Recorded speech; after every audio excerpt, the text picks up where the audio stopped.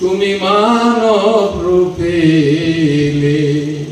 কে সুমহান, তব ধ্যানে উজালা হয়, তব ধ্যানে উজালা হয় আধার পরাণ।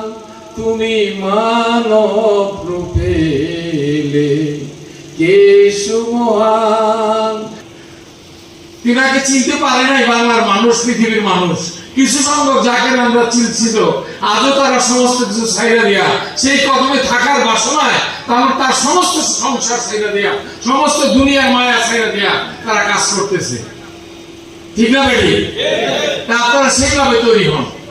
বক্তৃতা দিয়ে আপনাদের মন পরিবর্তন করা যাবে না। কেবল জানেন এই কাল যখন আপনাদেরকে সবক দিছিল, সেই কাল আপনাকে সবক করে দিয়া লতিফা কাল আপনাকে চিন্তা করে দিছিল, সেখানে আল্লাহ আল্লাহ জিকির হইতেছে। এই জন্য দুনিয়ার সবকিছু সামনের কিছু দেখে সবকিছু করা যাবে না। কেবল জানেন কত শক্ত করে যদি ধরেন, তাহলে দুনিয়াতে ভয় নাই, কবরে ভয় নাই, হাসরে ভয় নাই, নিজের আপনার ভয় নেই। তিনি তো আপনাকে তোড়াবেন। ঠিক না ভাই?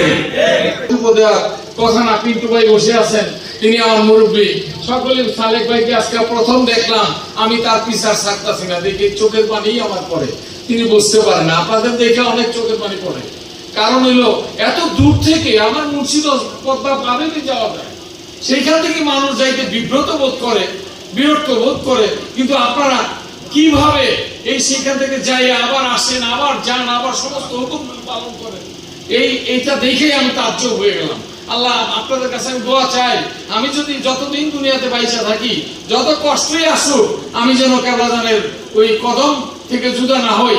আর ওই বিশ্বজাকের মঞ্জিলের দয়াল বাবা নির্ধারিত মিয়া বাজার মধ্যে স্থলাভিষিক্ত তার হুকুম যখন আসে, সেই হুকুমগুলো যেন অক্ষর অক্ষরে আদবের সহিত পালন করতে পারি, সেই তৌফিক যেন আমার প্রিয় দয়া করে আমাকে দয়া করেন। এই আশা ব্যক্ত করে আপনাদের সর্বাঙ্গীন মঙ্গল কামনা করে আমি আমার বক্তব্য এখানেই শেষ করলাম। বেঁচে থাকলে আবার দেখা হবে।